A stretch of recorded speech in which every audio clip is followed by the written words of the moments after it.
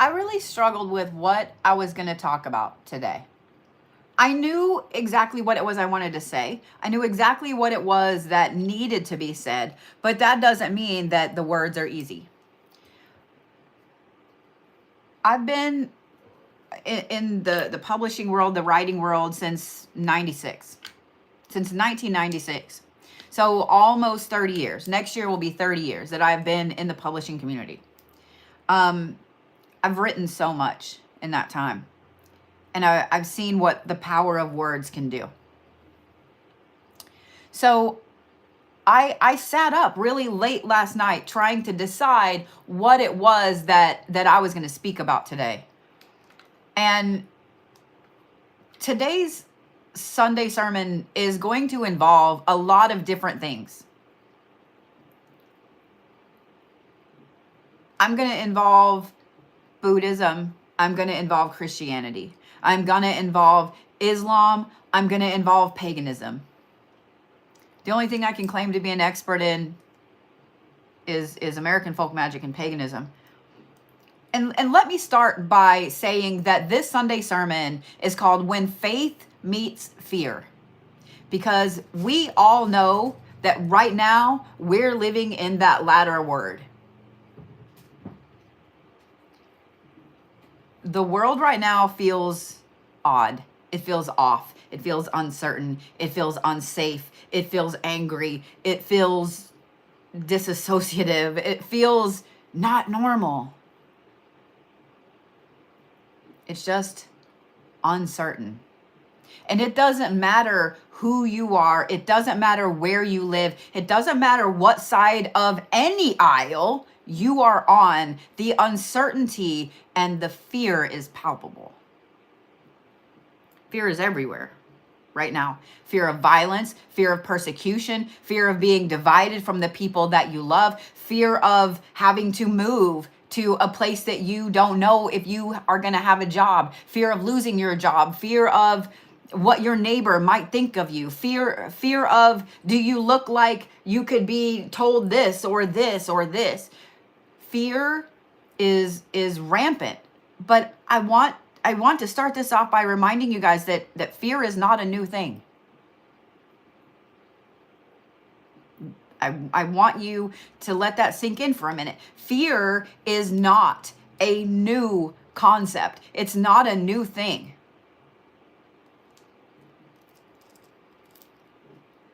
Every single generation has walked through shadows. Every single generation has walked through fear. They've walked through turmoil. They've walked through conflict. They've walked through good times and they've walked through bad times. Every single generation. It doesn't matter how old you are, if you're a Gen X or a millennial or a Z or a Q or a 9, it doesn't matter. Every generation has walked through the valley of the shadow. And every single path of wisdom that we're going to talk about today, from the sacred texts of ancient philosophers to religious texts to mystical beings and so on, have asked the same question. And that's the question we're going to talk about today. And I want you guys to really, really listen. And that is, what do you do? What do we do when fear presses us? What do you do?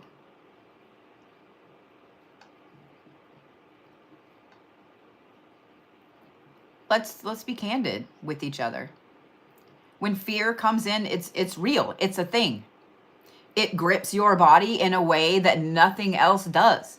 Love grips your body in a unique way, and you get all buzzy and your knees get weak and the butterflies in the tummy and you feel like you might throw up, but you really, really want to see this part. Love affects you physically. Hope affects you physically. Sadness affects you physically. And fear is no different. Fear grips your body in an anxious way, a sad way, an angry way, and very similar to the way that love grips your body. And I want you to really think about that. But what's different with fear is that fear can paralyze the spirit.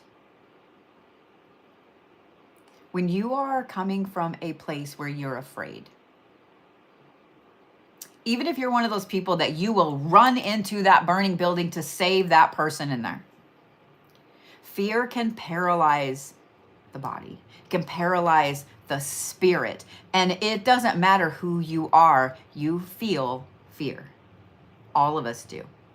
I may feel fear at something that y'all don't feel fear about, and vice versa. Earlier, my dog had an issue. My sweet little bear had an issue. I don't know if he stepped on something or pulled his little leg or pulled a muscle or what, but he scream yelped, and that whole fear went through my body. And I reacted in a way that was almost a panic.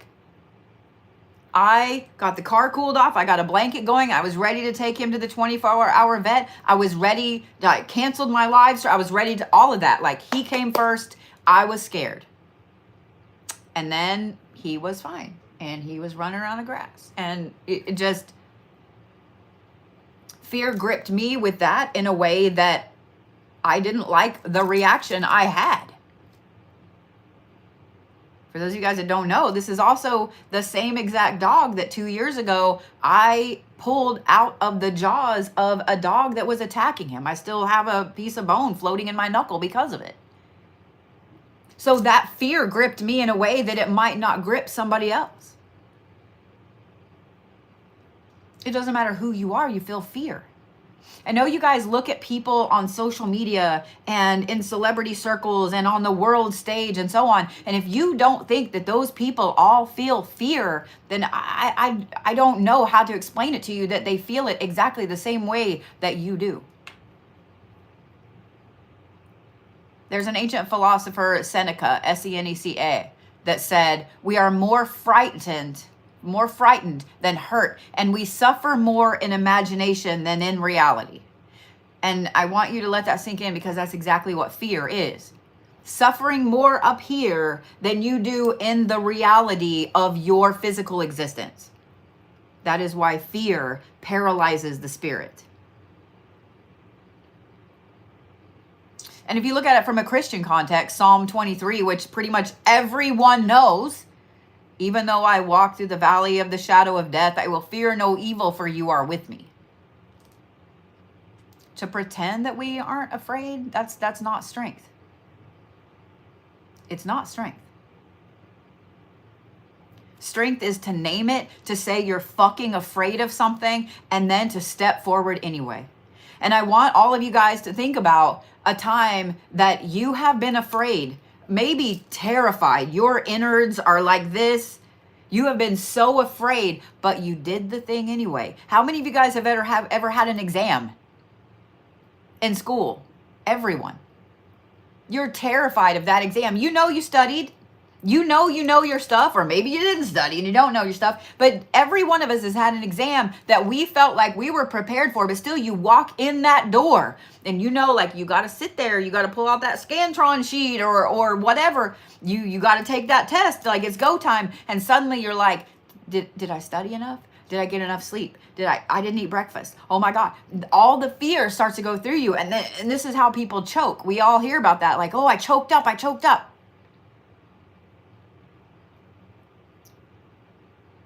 I had a lot of panic attacks a long time ago, and I still do. Don't think I don't. But some of you guys that have followed me for a long time know that I had a few mini strokes at the end of 2021.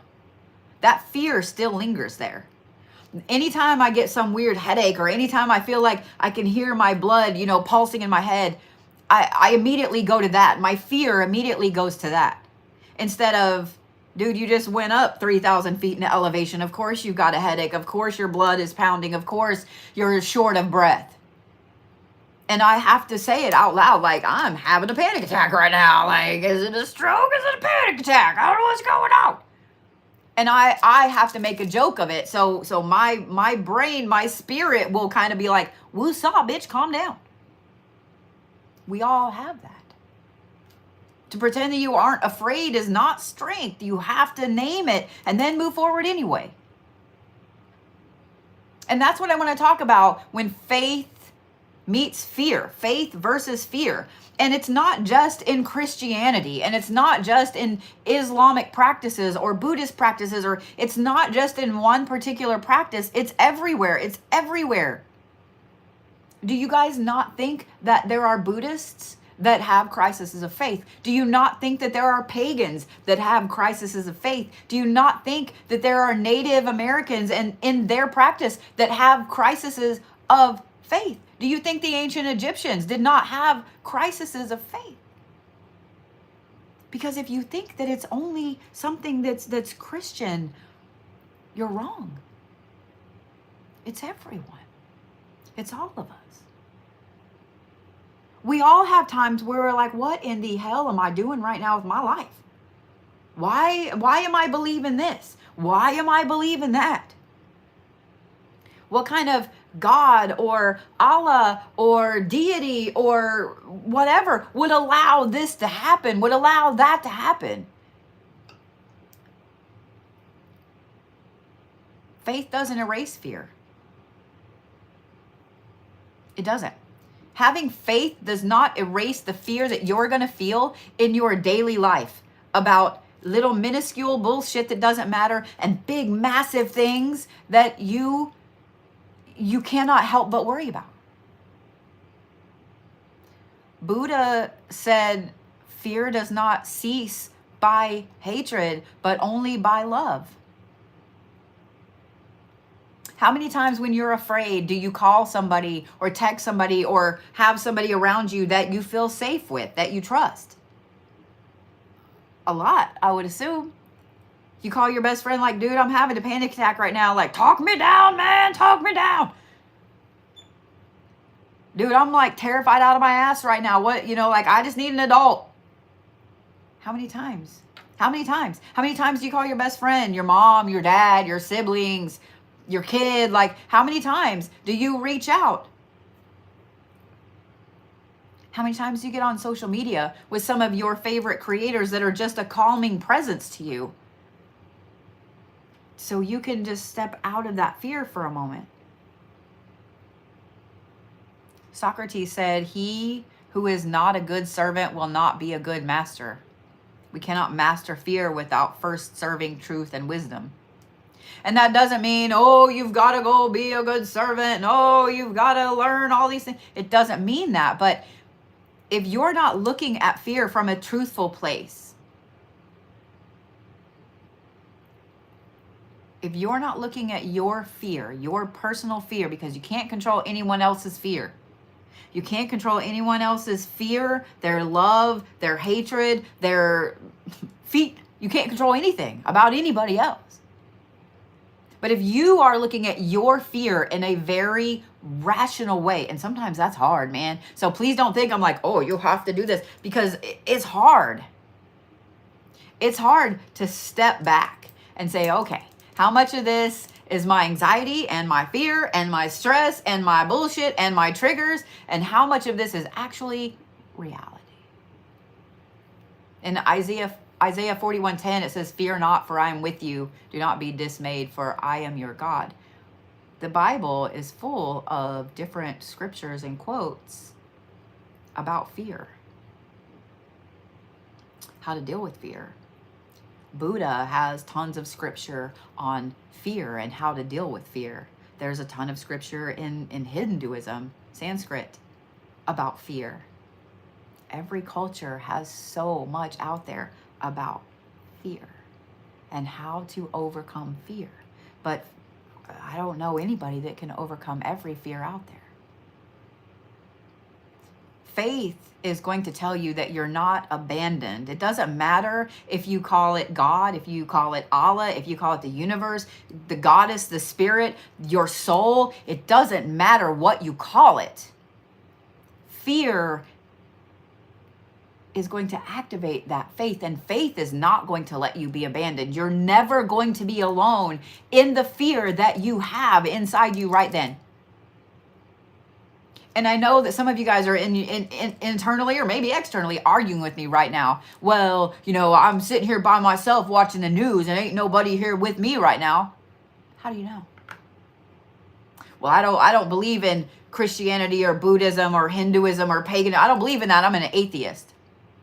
Doesn't mean that you don't have ancestors sitting there with you. It doesn't mean that you don't have spirit guides sitting there with you.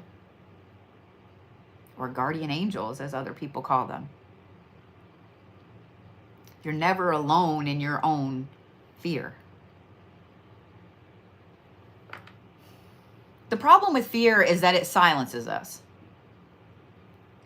And I want you to really think about that, because it takes a lot of courage for us to overcome a fear. I was lucky enough that I had parents that taught me the best way to deal with your fear is to face it head on. I am still, full disclosure, working up my guts to be able to go, shark diving. I don't know that that will ever happen. I'm getting there. But I was taught, if you're afraid of something, you go do it. As a kid, I was terrified of getting up on a stage and talking. Terrified. Utterly, utterly, utterly terrified of it. So what did I do? I tried out for the talent show. Did I make it? No. But I tried out for it.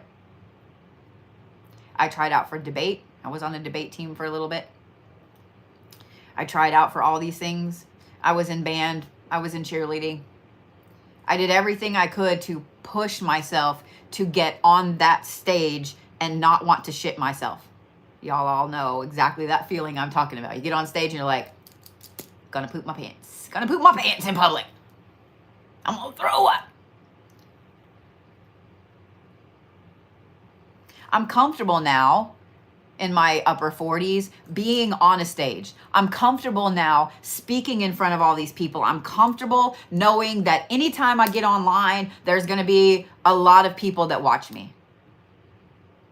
There's gonna be people that view my videos. There's gonna be people that when I go to speak somewhere, they come and watch. I don't know why, but they do.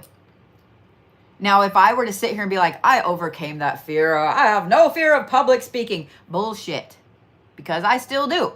It's right. It sits right here, right there, and it still whispers, "You're gonna mess up. There's crap on your face. You're gonna say something offensive. Nobody likes you. Why would they listen to you?" I still have that fear. Y'all all know that voice I'm talking about. Every one of you listening knows that voice I'm talking about. That little bitch that just sits on your shoulder and just whispers what a failure you are. Fear tries to silence you. Fear tries to silence you. But every single aspect of wisdom, ancient and modern, talks about courage in the face of fear. The Prophet Muhammad said, the most excellent jihad in the world of truth is the word of truth before a tyrannical ruler. I'm not going to repeat it because I don't want buzzwords to get caught anywhere. But I want you to really think about that. The word of truth before fear. The word of truth before a tyrant. Fear is a tyrant. If you really think about it. When you get to the point where you're afraid of something, what happens? That fear gets bigger and bigger and bigger. And no longer is it that little bitch voice on your shoulder. It's something that's sitting on your chest. You can't breathe all the way. You're going to get sick. You're going to pass out. You know what? You start to hyperventilate. That's not just that little voice anymore, is it? It's not just that little voice anymore, is it? So we be quiet and we sit back because, if we don't face that fear, if we just let that fear win and we just kind of calm down a little bit, then that fear will subside, right? So when the fear subsides, because that's what you want. You don't want to live in that fear. You don't want to feel that fear because it sucks. Nobody wants to live there. That's like being like, I love to live in an anxious state. No, you don't. Nobody does. We all want to be woo-saw on the beach somewhere, or up in the mountains somewhere, or sitting on our back porch, or in a hot bubble bath. We all want to be somewhere woo-saw. Every traditional aspect of wisdom calls for courage in the face of fear. John 16:33 says, in the world you will have tribulation, but take heart, I have overcome the world. Does that say you will never have fear again? No. It says in the world you will have tribulation, trials, fears. Marcus Aurelius said, if it is not right, do not do it. If it is not true, do not say it. I put that quote in there because as we're talking about fear trying to silence, we all know people that take advantage of fear. That little voice sure takes advantage of it.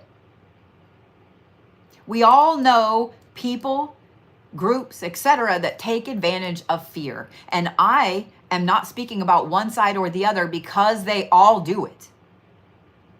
And I want to be very clear, and I want to be very, very transparent with this. Everyone has a group that does it. I don't care what country, what state, whatever you live in, there is a group that is going to utilize fear to push more fear. Because if you can make people afraid, then they're going to be quiet. I know every one of you guys has heard the term or the saying, it's better to be feared than loved, right? Do you know why? Do you know why? If everyone loves you, are they going to do every single thing you say? No. Are they going to do most of the things you say? Probably. Are they going to act out of kindness? Yes.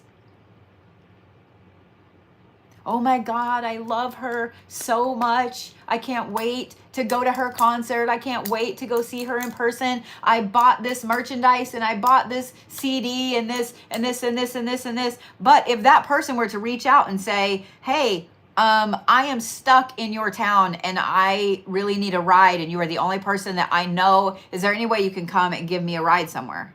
How many people are going to be like, I'm on my way right now?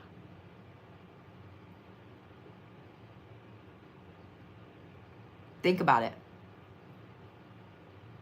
You need to leave right then. Not change clothes, not fix your face, not put on your nice shoes. Are you going to go? Everybody's going to be like, oh yeah, I would go. But I want you to be honest with yourself. Would you actually go? Well, I mean, it's just so-and-so. It's not Taylor Swift or it's not Brad Pitt. So, I mean, it's just, and they'll probably come to town again.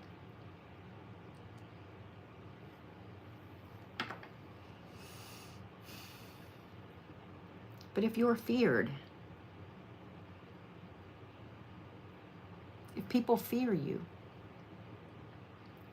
they're going to drop what they're doing because they're afraid of what might happen if they don't come get you. If they don't do what you say.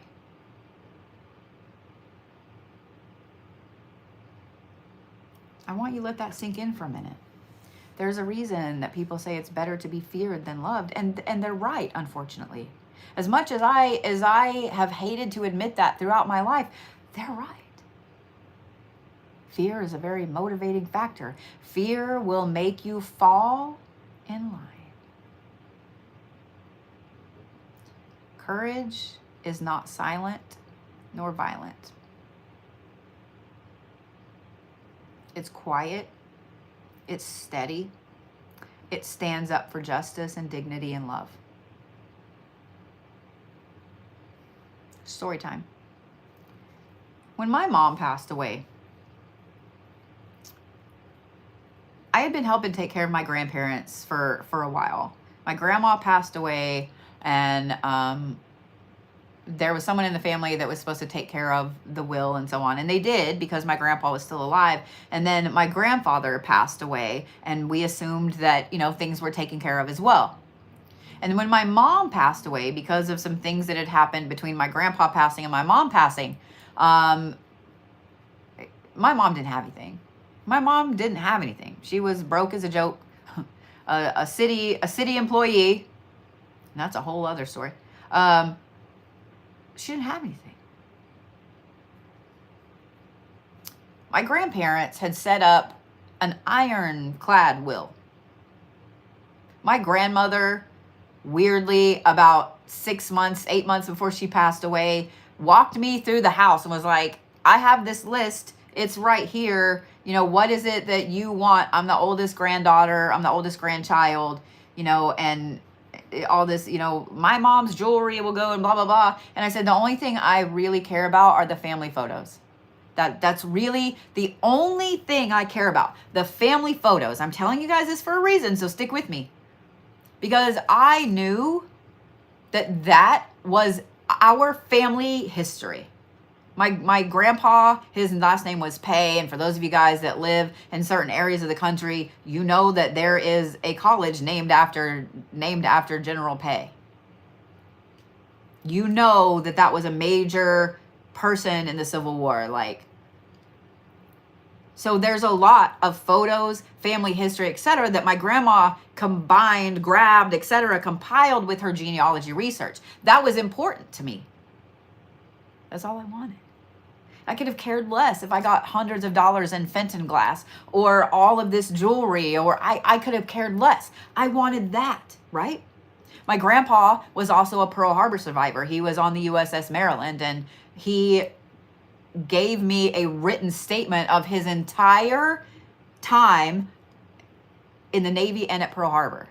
He also had, his mother had saved every single letter, even though they were cut out and redacted, that he sent home while he was serving in World War II.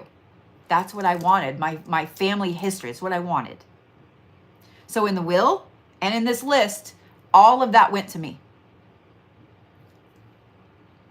When my mom passed away, my sister and I very quickly found out that my grandpa's probate was never finished. Wasn't even started. And when it was started, this person that in the family that was supposed to handle this, who was this upstanding person of the family, they did everything they could to get everything. Even though they had gone through and gotten everything that my grandparents had given them, my grandpa insisted before he passed away, please come get all of this so I know that it's going to where your grandma wanted it to go. He called her his sweet thing. I loved it. They were married for 60-something years. He wanted to honor her wishes because he had Alzheimer's and he knew if he didn't do it. So everything that was in that house was my mom's. Do y'all know that I spent 3 years in court upholding what my grandparents wanted in their will? 3 years. 3 years I didn't get to grieve my mom. 3 years I had to go to court all the time. 3 years I had to fight for the fact that I was given the family photos. I even uploaded all of them to a Dropbox that everybody in the family had access to. They tried to buy me off. They tried to get my sister to get bought out to go against me in court. And I did not break. I ended up going in the hole to pay the attorney to deal with all of this. And I'm telling you guys all of this because I want to repeat this one thing. Courage is not loud nor violent. It is the steady, quiet choice to stand for justice and dignity and love.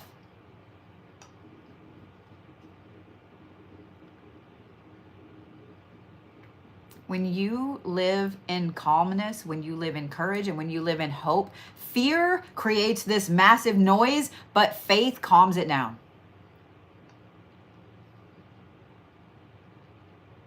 Voltaire, speaking about freedom, said, I may disagree with what you say, but I will defend to the death your right to say it. And how many of you guys have said that or heard that?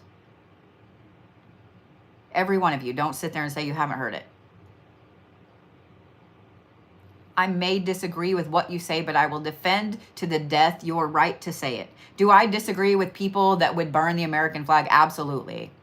As someone that grew up with a Pearl Harbor survivor on a daily basis, speaking to them, that was married to 2 different combat veterans and that lived around the military a lot.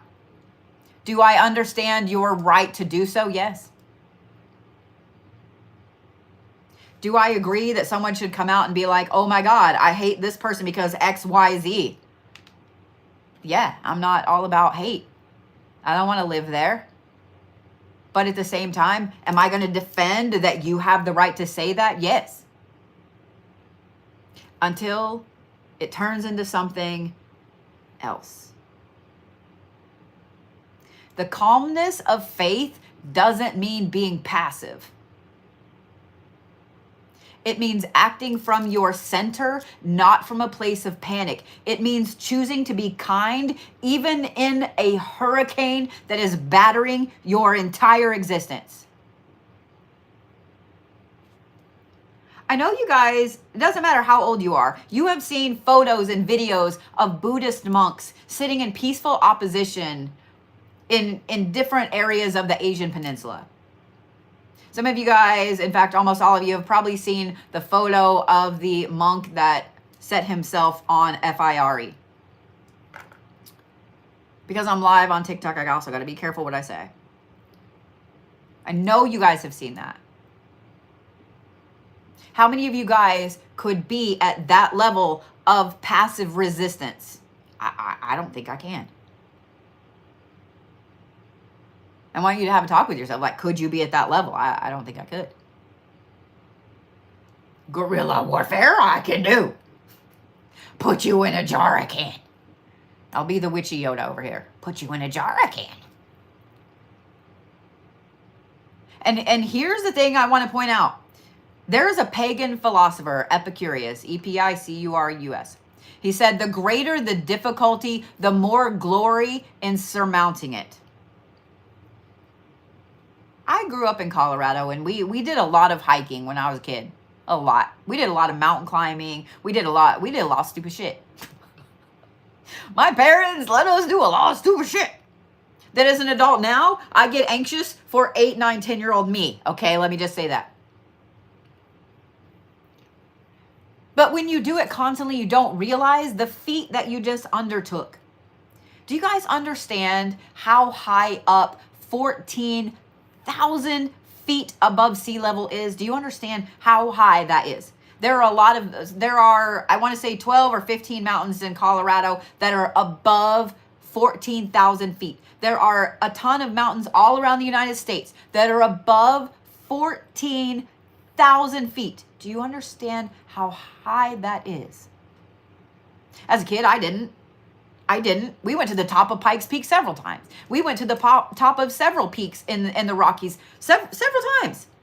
As a kid, I didn't understand it. Was it pretty? Yeah. Was there always snow up there? Yeah. Was there weird animals and cool things? Yeah. But I didn't understand it as a kid. When I went back as an adult, when I went back in 2021, and I went up to the top of Pikes Peak, and I was standing there with the wind beating the poop out of me. My breath was just taken away at the beauty. The wind too, don't get me wrong, because I was cold. Do you know you can see the curve of the earth from there? Do you realize you can see the curve of the earth from 14,000 feet? It gives you a whole different perspective on the world around you versus just being on the city street or out in a hayfield or driving cross country or whatever. You're looking from like pretty fucking high up. You could almost go boop and touch the cloud. In fact, sometimes the clouds are on the top of the mountains and you're above the clouds.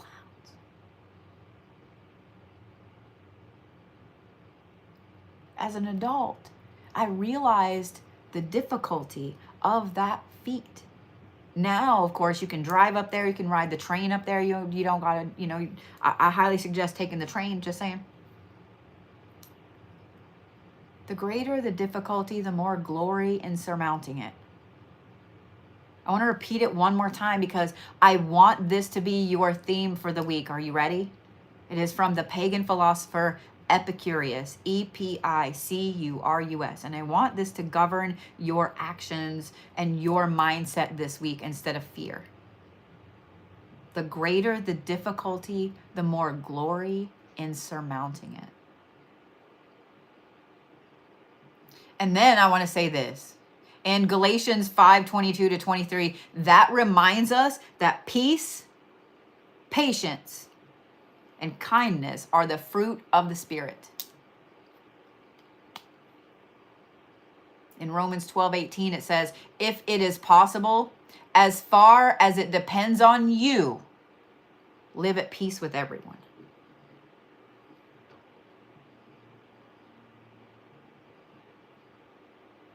I may disagree with what you say, but I will defend to the death your right to say it. Calmness of faith doesn't mean being passive. Calmness of faith means acting from your center, not panic. And it means being kind even when the world is on fucking fire around you.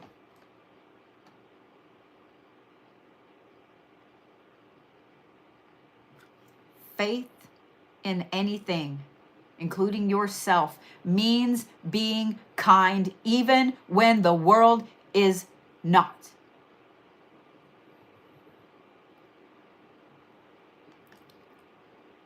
When fear meets faith, fear doesn't vanish.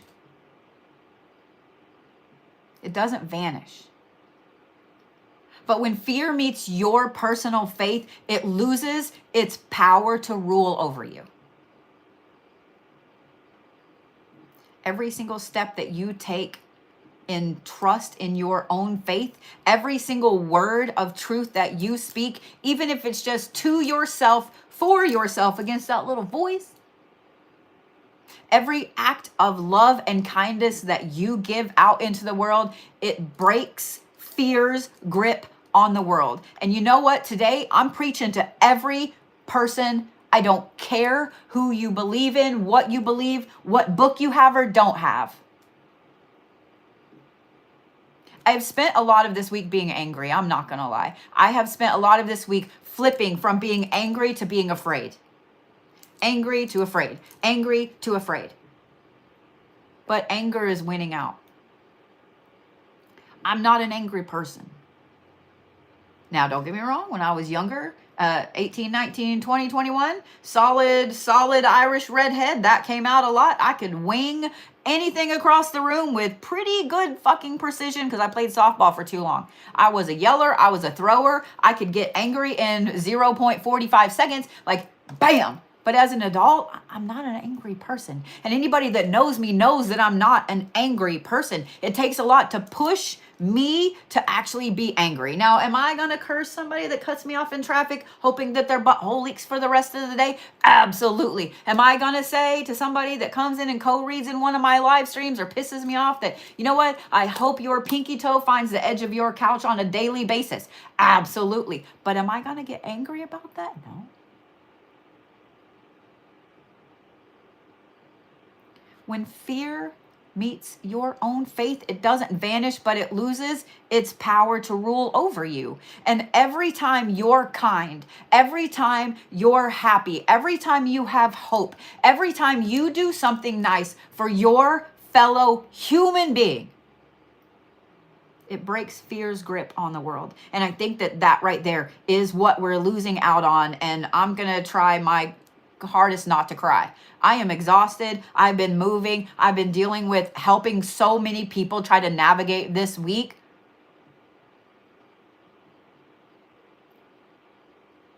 Breaking fear's grip on the world doesn't require us to be afraid of it. It doesn't require us to be angry. It requires us to have faith in ourselves and faith in a higher purpose, a higher force. I don't care what you call it. Every culture has a term for it. Every culture has a name for it.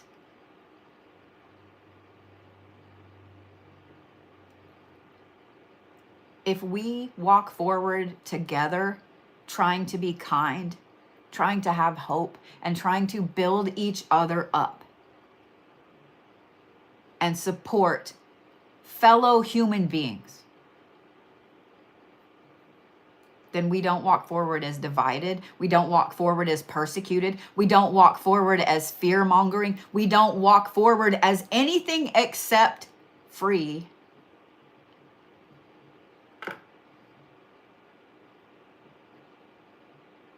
And I want you to think about that for a minute. The problem is a lot of this sermon is going to fall on deaf ears. This will be on YouTube for you guys to watch anytime. And the problem is it is going to fall on deaf ears. And that's fine. There are going to be people in the world, in your life, in everything around you, every situation, every company, every bead of traffic that live in a state of fear that requires them to have hatred inside them. There's a Rick and Morty episode. It's in the first season where Summer turns herself inside out on accident. Beth actually turns her inside out on accident. And that episode really makes me think, because if you were to turn us all inside out, would you really know where I came from? Would you really know that I had pagan tattoos? Would I know that you had pagan tattoos or Buddhist tattoos or Christian tattoos? Would I know that you came from this country or that country? No.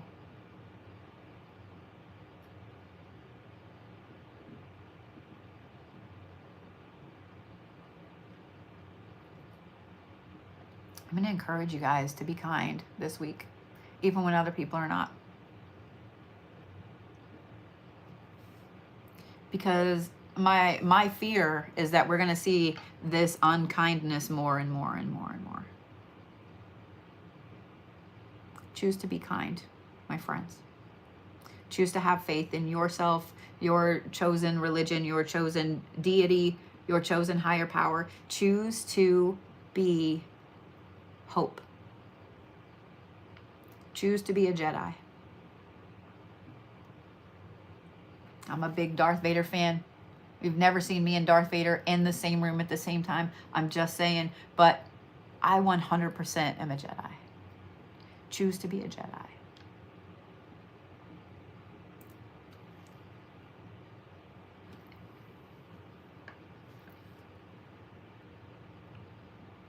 I want to give you guys a couple of things for the week that I want to give you some courage, some hope, etc.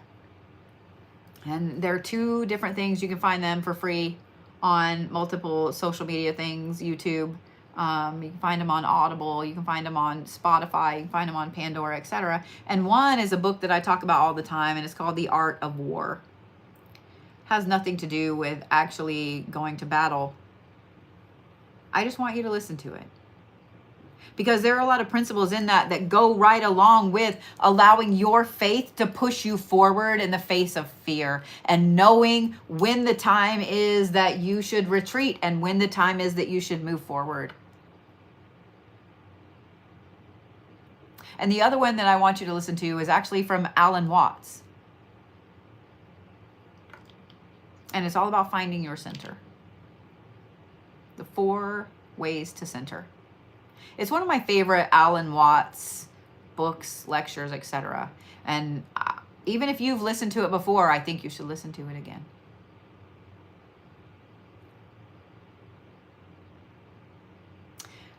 I'm going to end this with a little bit of a blessing for everybody, and take it if you'd like to, and leave it if you don't. May you find courage when fear knocks. May you find calm when chaos roars. May you walk in truth, in freedom, and in love. And may the Spirit, by whatever name you call it, walk beside you always. Don't let fear run your week, my friends. Don't let fear govern who you are. Don't let fear keep you silent. Let your faith be the exact thing that allows you to hold your head up and be the fantastic beast that you are. Someone out there thinks you're magical. I do. Go be magic. Go spread magic. Go spread hope and kindness in a sea of hate. Okay? I love you guys. Have a good day.